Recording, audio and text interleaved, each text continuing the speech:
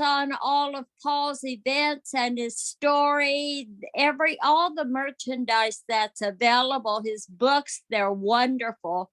The fabulous elusive t-shirts and the past events. Check out the website zenbitchslap.com. So let's get things going here.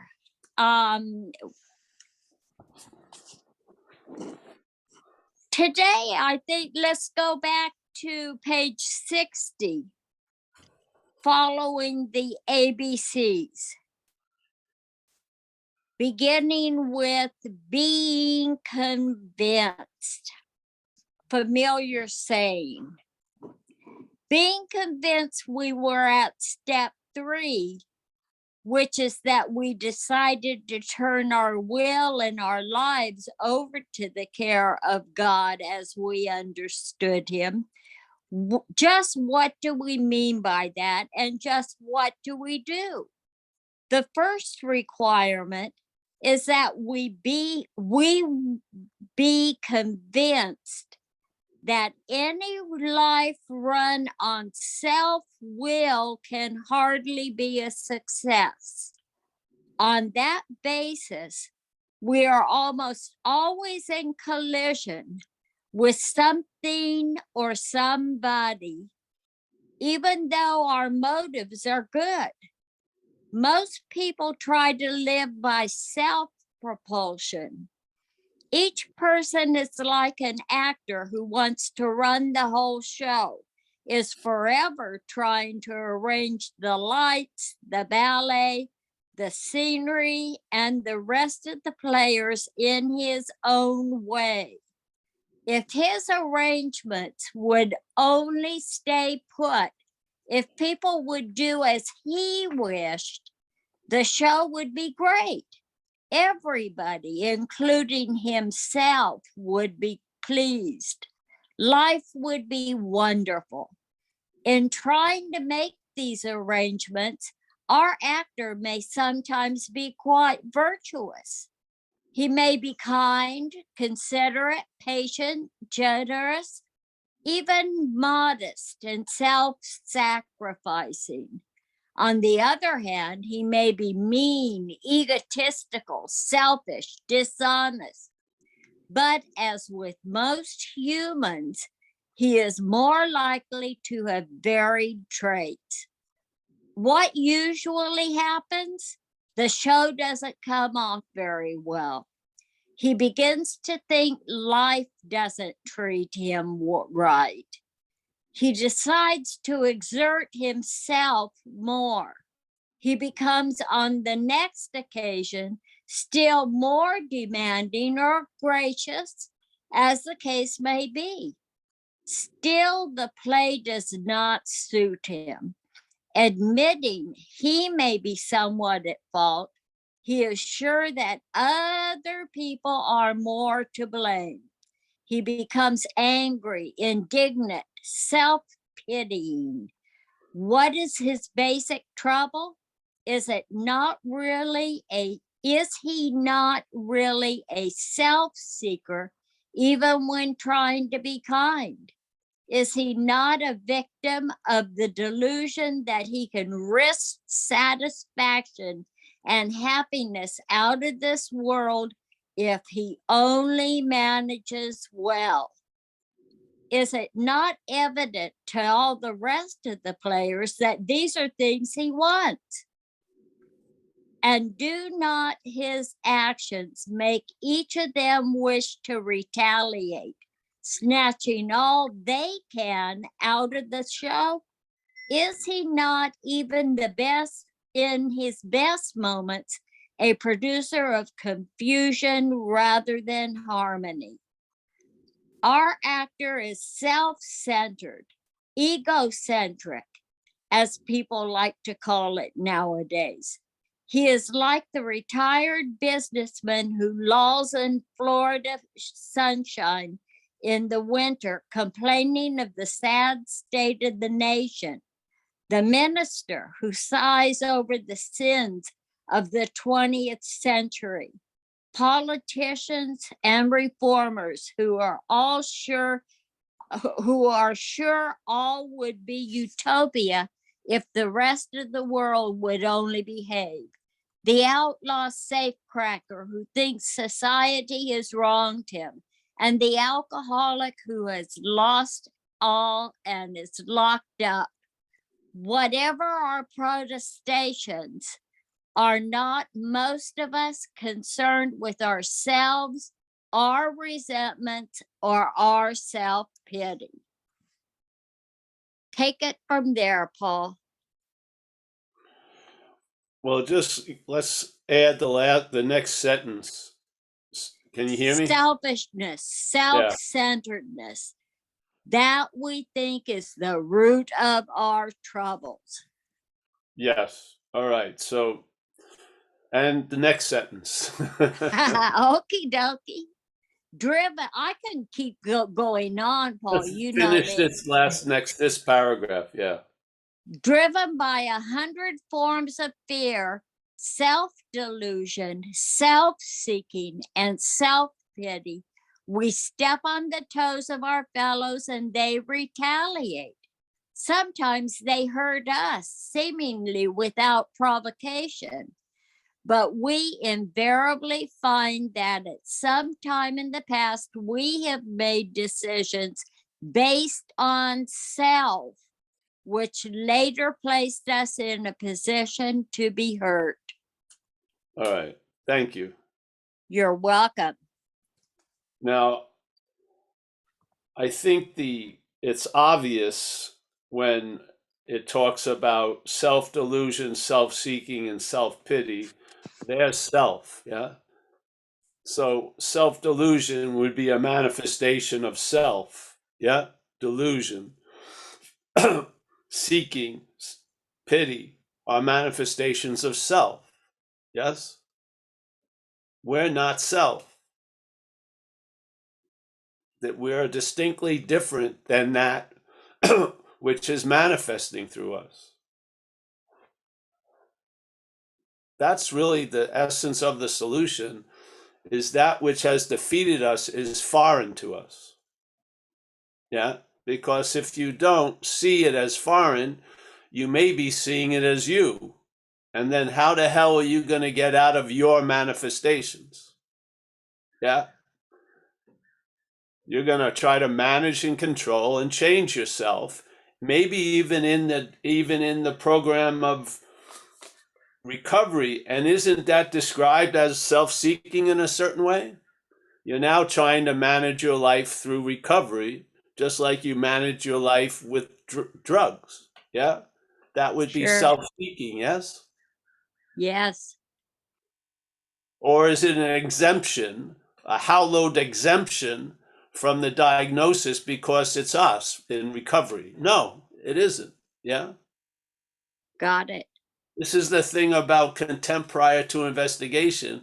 We see that everywhere else, but not with us in the group. We're involved in that constantly. Yeah. Sure. Most people start from contempt prior to investigation.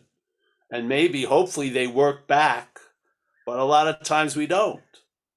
Yeah. So this description of being self-centered, even when you're virtuous, is happening in the program, obviously. Exactly. Even when we're not. It's not like it stopped and now self-centeredness is useful in a sense. No. Yeah. So this isn't just a past thing, and now everything is perfectly well, and exactly what we were doing in the past is now like gilded by some grace. But no, it's basically saying, yeah, that this idea, if all right, so if we rested, if we let's see the page before, this whole idea could be, we arrange the lights, the ballet, the scenery, the AA meetings. Yes. it's not It's not out of that. Yes? So this whole thing, obviously, selfishness in those two sentences of that last paragraph, selfishness, self once again, self-centeredness, that we think is the root of our troubles, driven by 100 forms of fear, self-delusion, self-seeking, and self-pity. I mean, it's splattered everywhere. The root of the problem. Yeah? Itself. This idea of you. Yeah? Now, there is a you, but the idea of you isn't that. Yes? Yeah? Yes, sir. And the idea of you is what most of us rely on. And that idea of you and me, let's say just call it the you, like collectively, is derived from the mind, exactly where the problem resides. Yes? Mental activity. Yes, the you that we have an idea of that we are is made up. There's a you that's living, yeah, and it's obvious. You've had probably a lot of bitch slaps about it in your life. I had it in Delancey Street when I went into that program. Those people, I didn't think took a great concern for me, but I'll tell you, they saw me much clearer than I did. What they told me to do worked. What my head was telling me to do didn't work. Yes? So these people who were complete strangers were probably completely obsessed with themselves, saw exactly what I was, which was an addict. Yeah? Not Exactly. Paul, an addict. And they treated me as such, and I got relief. Yes? Yes. So this idea of us, if you want to call it an ego, whatever, but I feel the idea of us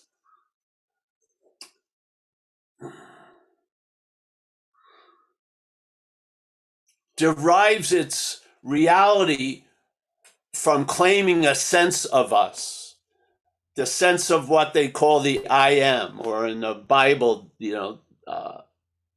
I am that I am. Yes, that I am puts out a sense. Yeah, what the head has done says that sense authenticates my ideas.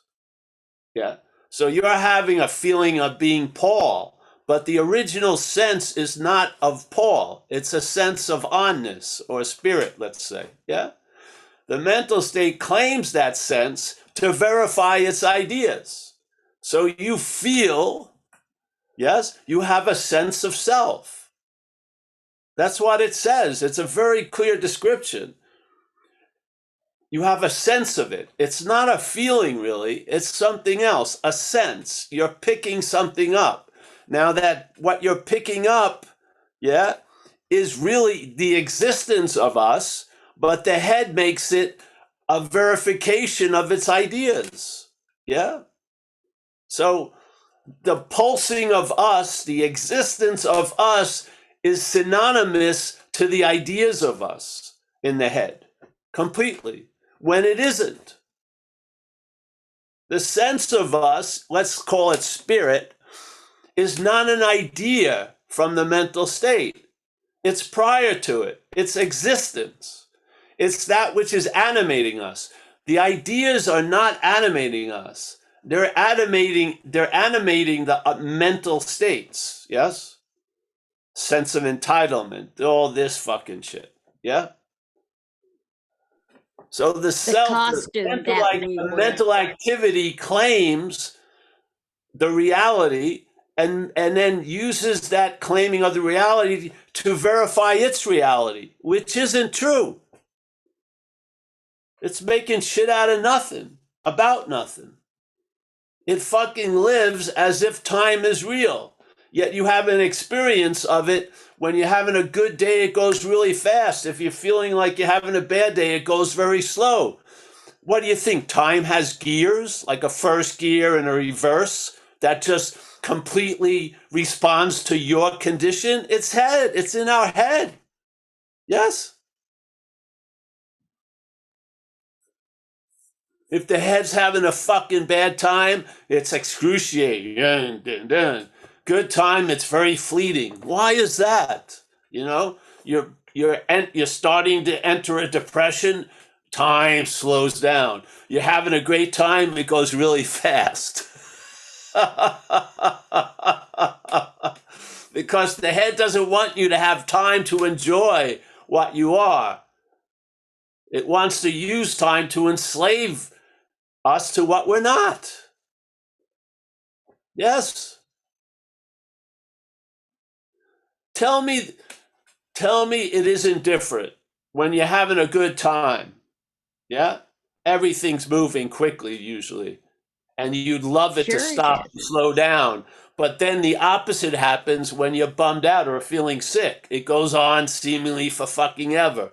You ever get, if you're awake or conscious or 2 levels above a coconut, you can sense the first rumblings of a virus in you.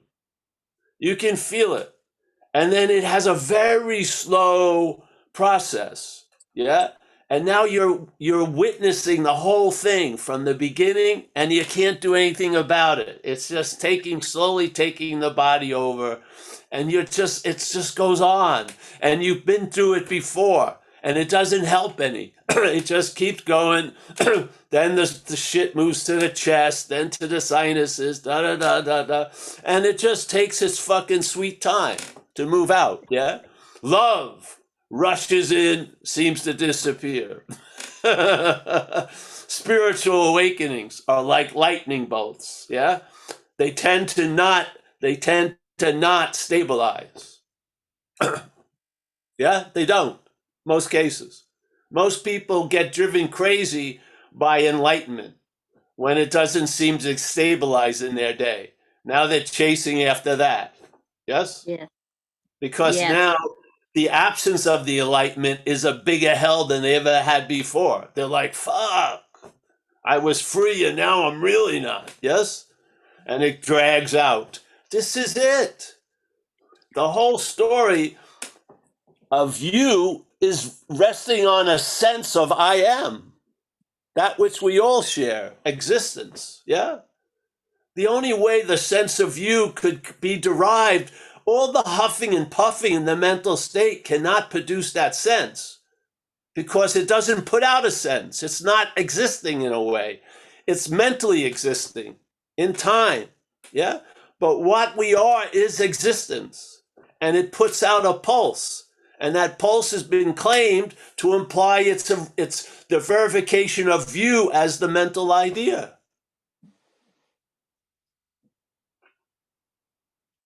Yeah. So we have a spiritual awakening in this program. That's what the steps are there for, yes? After having a spiritual awakening as the result of the steps, or basically through the steps, something else, yeah? Yeah? Yes. We've had a spiritual awakening. Things have changed. Yeah? Yeah. What happened? That sense of self that was claimed and is constantly being claimed by the mental idea and is the propulsion of Paul, now we call it spirit, let's say, or presence. Yeah?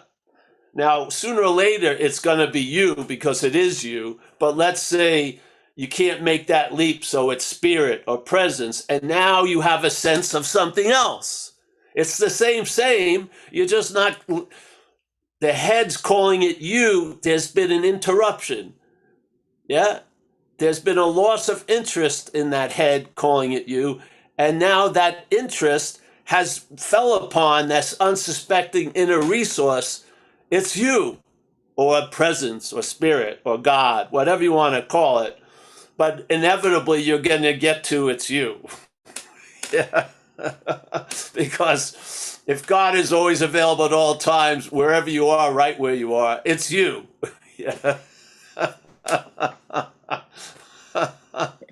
So now that sense is reinforcing the sense of freedom, yeah, instead of being used to reinforce the enslavement to this idea, the bondage of self. What is that? That's a form of slavery, the bondage of self. Yeah. So if you don't see it in these, it's mentioned self 7 times in 2 sentences. I mean, it didn't mention Chris or Paul or Kurt. It mentioned self. It didn't mention selves. It's not a plural. Yes? It's like a strip of programming that's in all of us, like almost like a mental DNA that gets triggered. Yeah? And then we all live from that little scheme. And part of the scheme is you feel super unique. When in fact, you're not. And it's sort of like a befuddlement when you recognize, how did these people in these AA meetings get my thoughts? because they're not your thoughts. Yes. They have the same DNA strip that has the same algorithm that triggers the same thoughts when you meet life. Yes. I thought I was uniquely terminal unique. No, you're not. You're just a run-of-the-mill character. And yet you're not. Yeah. Yeah. But you're not going to be that superness by the character. It's not going to happen. So you realize you're not the character, and it may be a bummer for a little bit, because all that specialness and idea of manifest destiny, or however the importance was portrayed, is gone, and you're bummed out. The head's bummed out. But then, wow. Yes? Then things open up. Then your day is alive. Yeah? Yeah. So everything is based on a sense. Everything here is seemingly so. It's either appearing to be true or false to us. Yes? The sense of things, the sense is much more important than facts here for the people that are experiencing this event. Really. They have a sense they're right, even though the facts say they're wrong. They don't give a shit. They just keep going. Yeah? If you question them 3 questions, they just say, fuck it.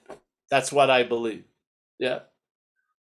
So they're not relying on facts. Most people aren't. They're relying on a sense of something. And that sense can be contrived, can be manufactured. Yeah? It's not the sense can be, but what it means can be. Yeah? So the sense of existence can mean it's all about Paul. Or the sense of existence can mean what you're going to find out. Yeah? Who wants to describe it? It's a joy to find it out. Yeah?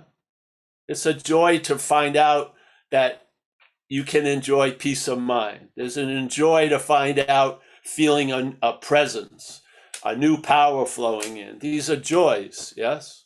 Because what are they? They're effects of the freedom from the bondage of self. So, yeah. So I felt humbly when I got whacked and stuff, there was a lot of reverse engineering, and stuff was I was informed of a lot of stuff just by having the relief from the stuff. Yeah. And a lot of the stuff I got relief from, really the meaning that stuff had was it was going to promote my life. But then I really saw it wasn't going to promote my life. Yes? So, and I got to certain conclusions based on reverse engineering. I realized why freedom wasn't possible was because I was trying to be free as self. Yes? I wanted to be free as that which is the act of bondage. So it's not a winning trajectory, so to speak. So, and a lot of us learn the hard way or whatever way, which is, you try to find yourself call it God and this and that, and you fail. And then hopefully finally you just give up, and then God appears, yeah? As it always has been, right where you are. Yeah? Yeah. So, yes. So now when I have that sense that used to be called Paul, there's a huge interruption between the sense and then the Paul. Yeah. There's a lot of space and time there. Yeah.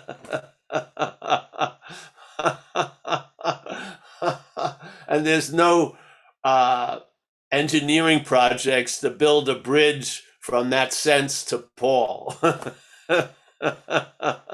Paul is sort of left out, naked like the emperor, with no clothes.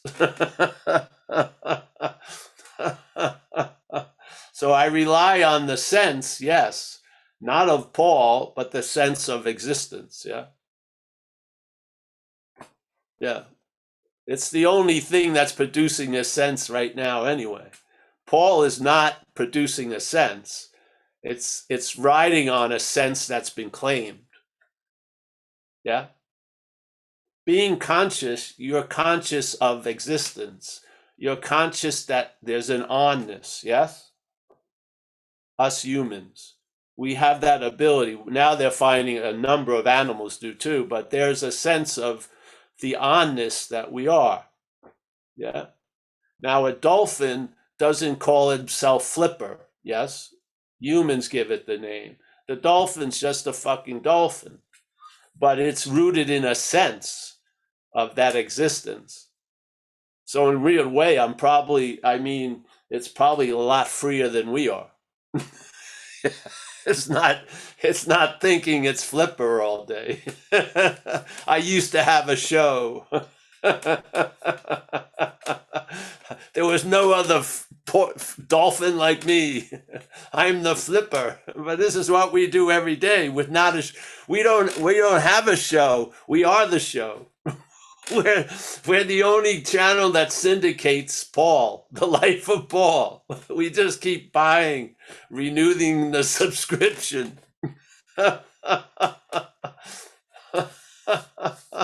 This is the 68th year. Everyone has lost all interest in the character, except the character itself.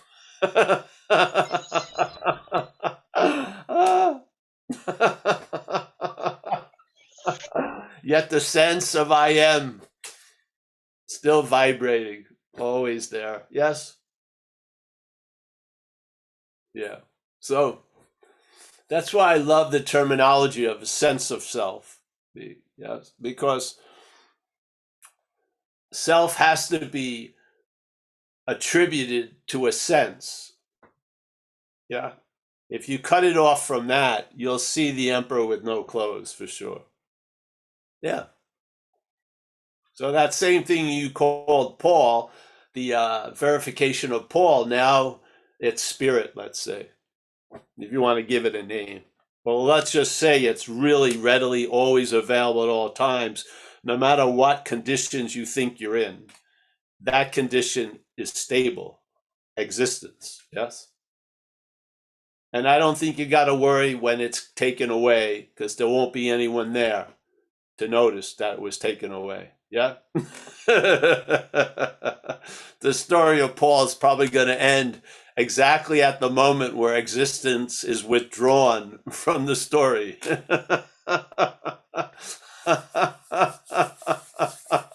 There won't be like, some of that, the prologue of the syndicated show. There ain't going to be a prologue. Go to YouTube. What it meant that Paul expired. There won't be any rational story there. Yeah. So as long as seemingly Paul is here, existence is here. Yeah. And what's really beautiful is when the seeming Paul in a way disappears, existence is still here. Yeah. And that's what you're resting on. Yeah. Yeah. And either quietly or obviously, you'll be demonstrating that effect. Yeah. Yeah. So thanks, honey. I didn't go on all the paragraphs, but it has all the any life run on self-will can hardly be a success. I am going to talk for a minute because a guy that came to the other talk last night was talking about self-will. And so let's say, as this human form, we have a possibility, an ability, which is will. Yeah. Because we have mobility and then will can move us. Yeah. So you have a willingness to go to the store because you want to get the ice cream. Yeah. Yeah. So that will is there. And basically, the will is going to manifest by how it's directed or what directs it. So when they say self will, that's will directed by self. Yeah. When they say God's will, it's like will directed by God. But let's just look at will directed by self. That's the bondage. Yes. So now I'm That's doing shit I even don't want to do, but I keep doing it. Yeah. And yeah. I can't stop and shit like that. So basically, willpower has been co-opted because it's in the if you want to look at it this way, in the wrong hands. Yeah, that would be a life run on self-will will hardly be a success. Yes, but will is going to be in any life, but it's what's going to direct it is going to cause its manifestation, just like faith and will. Yes. So will is sort of just it's just there, and it can go either way, whatever way it's directed.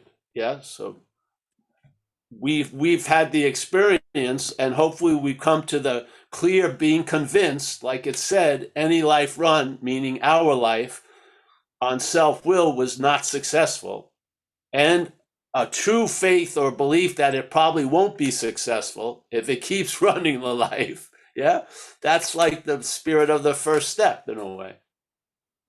So you recognize, Jesus, this ain't working. I'm not managerial quality. Whatever is running my life, exerting this will is not working, not at least for me.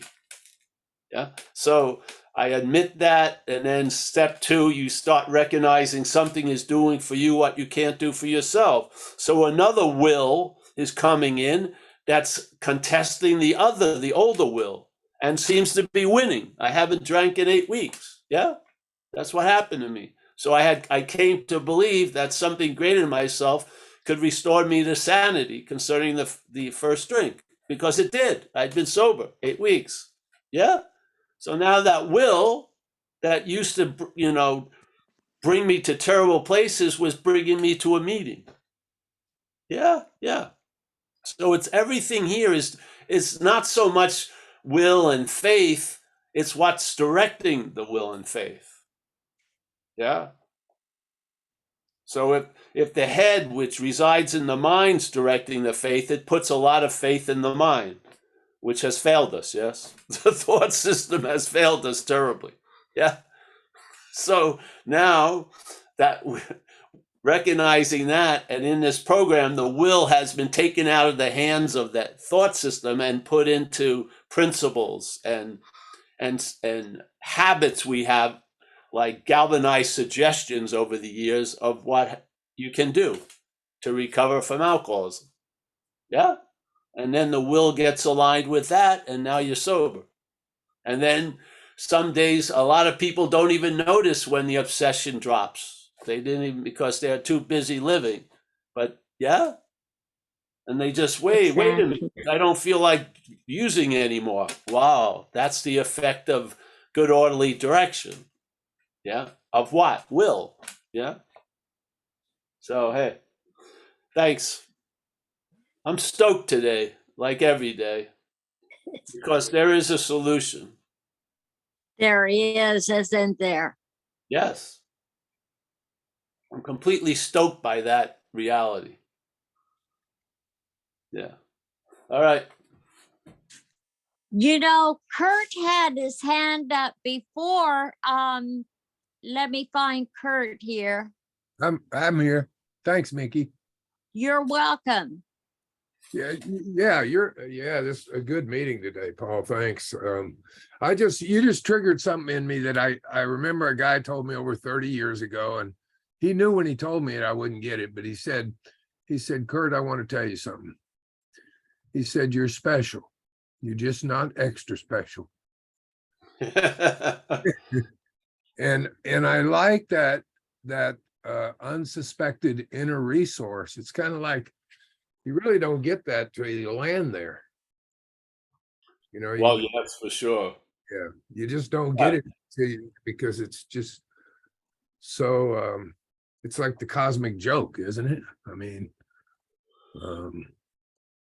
well, yes, there's a lot of cosmic jokes. yeah, right. It's not just one. yeah, that's true. Amen. But see, relief allows you the luxury to laugh. Really. Yeah, right. When you don't have that relief, you're not in the luxury to laugh about it. It's fucking super serious. Yeah. Right. Yeah. But this provides us a huge amount of luxury to laugh about our problems and shit. Yeah. Yeah. Thanks for your time. That's an incredible state right there.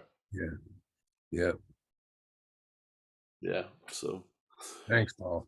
Yeah. You're welcome. Thanks everyone here. Kurt. I mean, I wouldn't have gotten into this unless I was here at this talk, obviously. So this triggers a lot of stuff that echoes that original note, so to speak. Yeah. So it's great. Thank you for the opportunity. Have this drawn out. Yes. Yeah.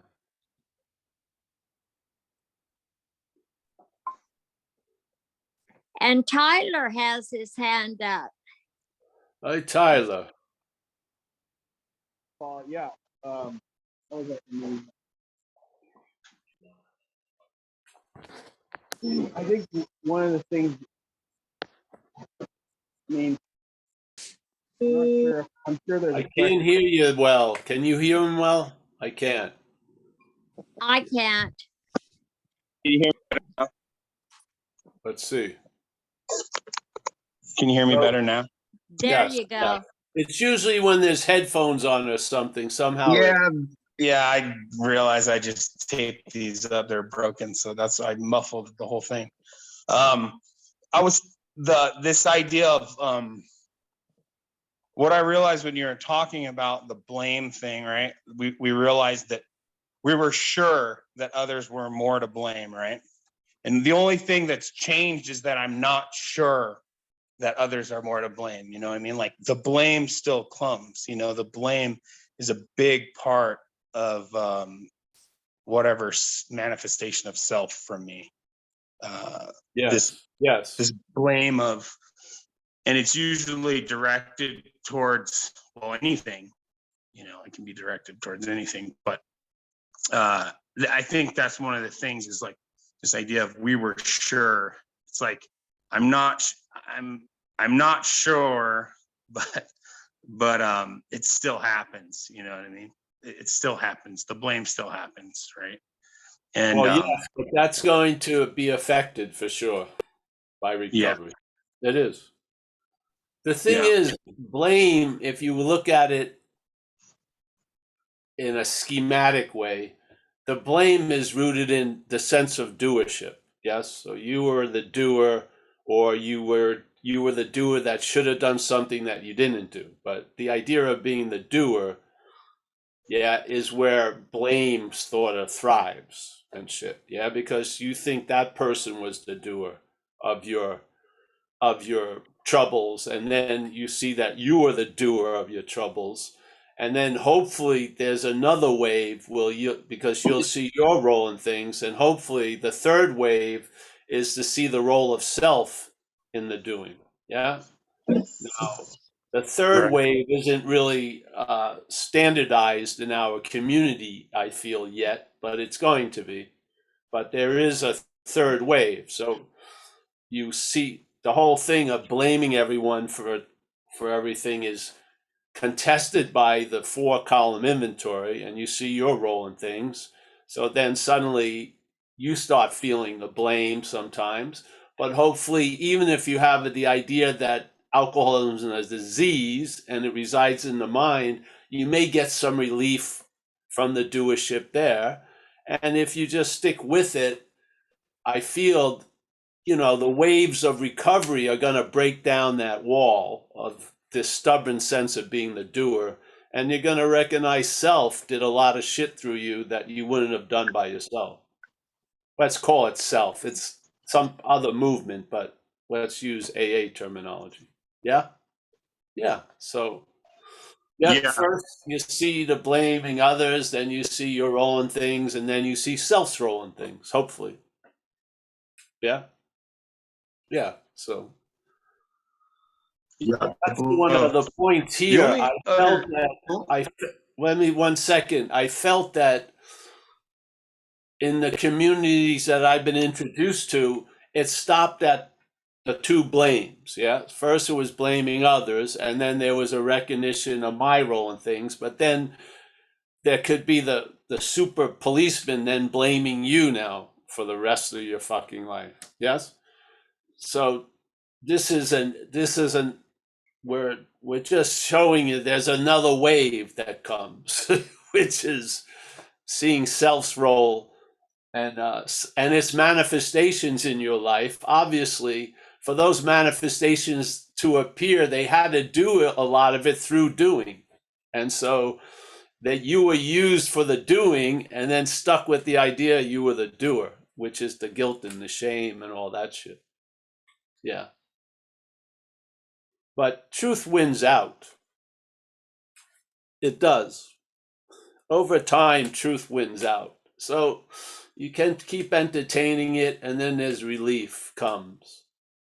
Yeah, more relief. And I don't mean mental denial, but relief. You really recognize. I recognized it early where when I got surprised by an amend, and I was sitting there with my pants down, I didn't feel any guilt or shame at all, and I said to the lady, what I did to you I would have done to anyone unless you could physically stop me, so that was getting closer to some relief. I was recognizing the compulsion that was driving me, that I ran over. It wasn't personal. I was just going to run people over in the pursuit of what I wanted. And these things, sometimes they gradual, they build up, and you see half the pie, and then there's a point where half the pie, there's the image of the whole pie in there. Yes? And so, bingo, there's a lot more relief suddenly. I feel that's the way it goes. That's the way it went with me, and I don't think mind is unique. I think it's pretty standard. Yeah? And so, yeah. It's not like I'm talking to, I'm talking about the driving of a Toyota truck. I'm not talking to a Lamborghini owner. I'm talking to all Toyota owners because of alcoholism and addiction. Yes, we have very similar mental states. So, yeah, this is how I see it in the Toyota. I'm not going to venture what it'd be like for a Lamborghini. Yeah, but I'm pretty sure you have a case or had a case of extreme self-centeredness. So I think the diagnosis can be collectively shared.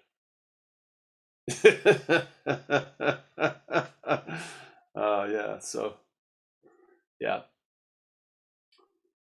There's a very strong belief of doership, obviously. If you've ventured into any other kind of things like Buddhism and stuff, the sense of being the doer is a very strong sense. It's really pretty much the legs of the sense of self. Yeah, very important. Because if it wasn't you doing it, whose life would it be anyway? So it really it's a piece of meat it's not going to let go of quickly usually. Yeah, the sense of doer. So you see that hopefully not from a sense of doership. I hope you see it from the spiritual aspect. Yeah.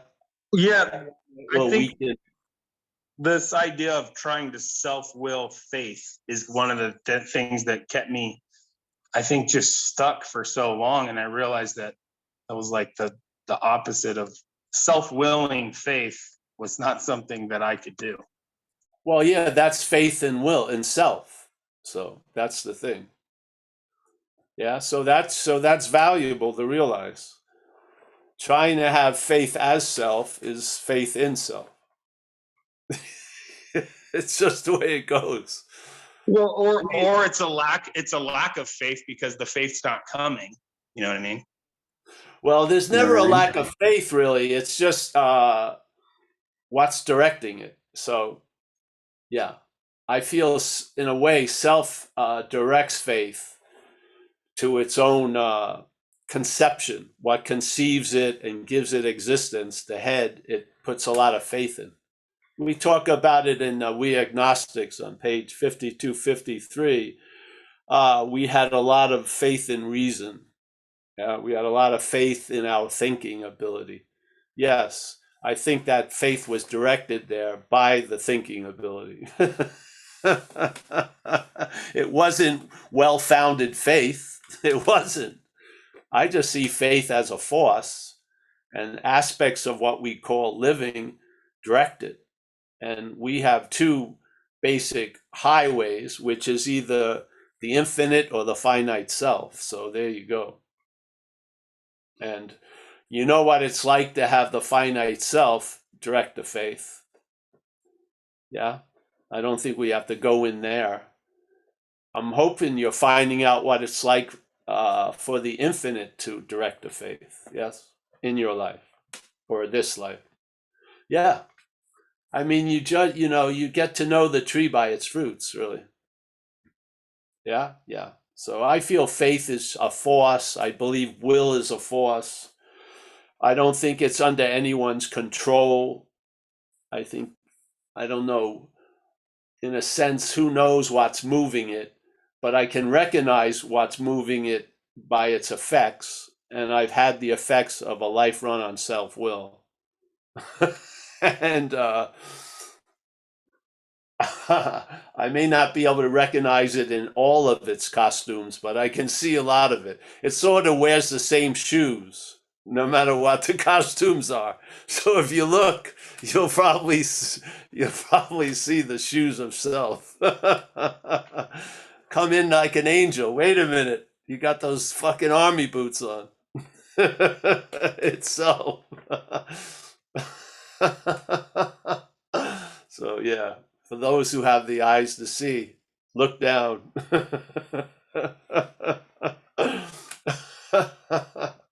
Uh, yeah, more gets revealed about that. Really, you recognize it. Maybe it gets through 20 times, and you recognize it 4 times.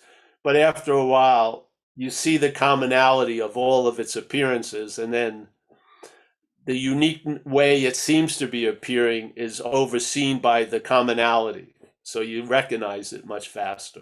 Yeah? Because usually it says, like, when it's claiming a problem, it's the problem. It makes it to be this unique event, but it isn't. It's the same. Yeah, this idea of claiming the broken spiritual brokenness when if it's inherited, there's no brokenness. Yes, exactly. This Yes. idea. I don't think there's a spiritual malady or a spiritual problem. I think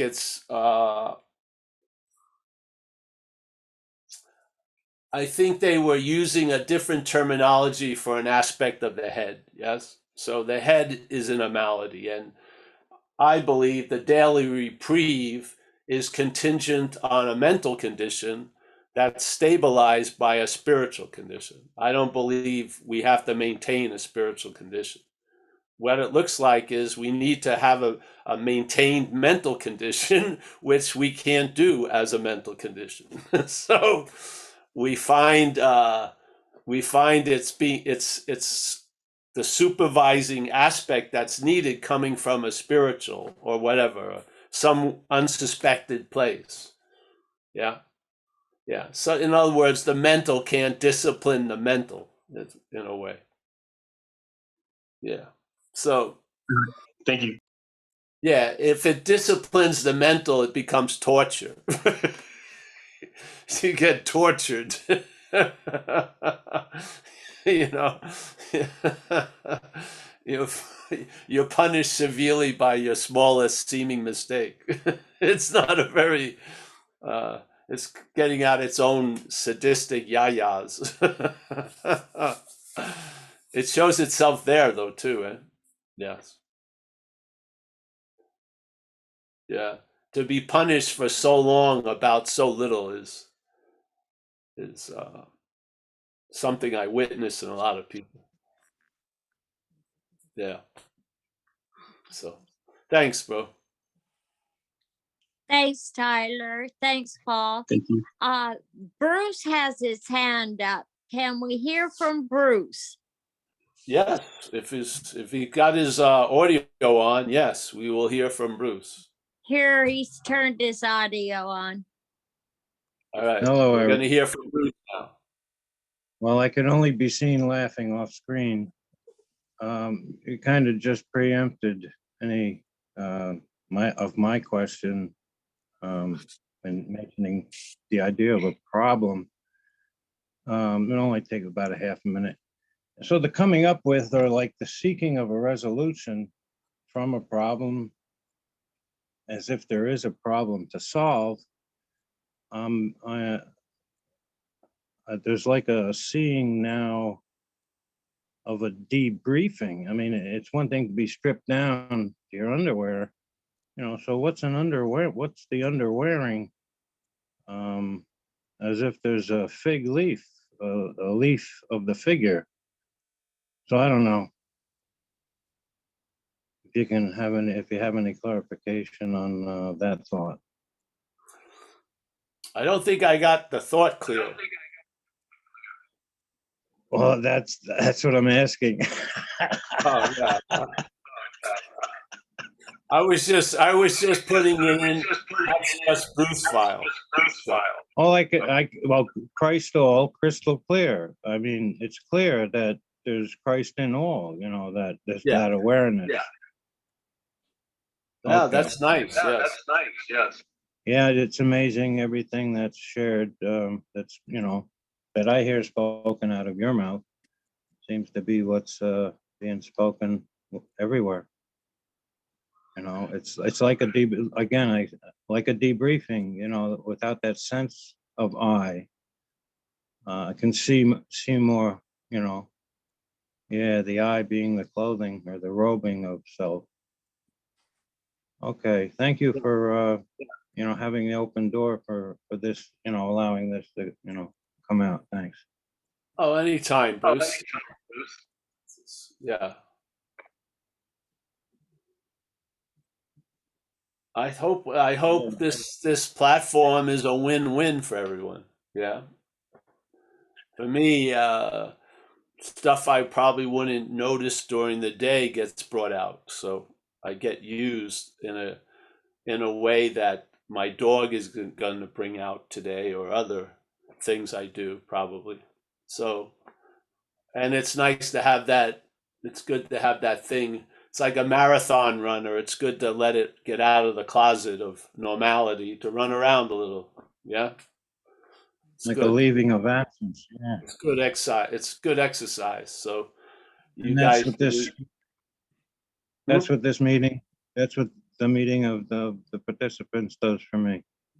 Great. Or the Yeah. effect that So it yeah. had on the idea of me. Yeah.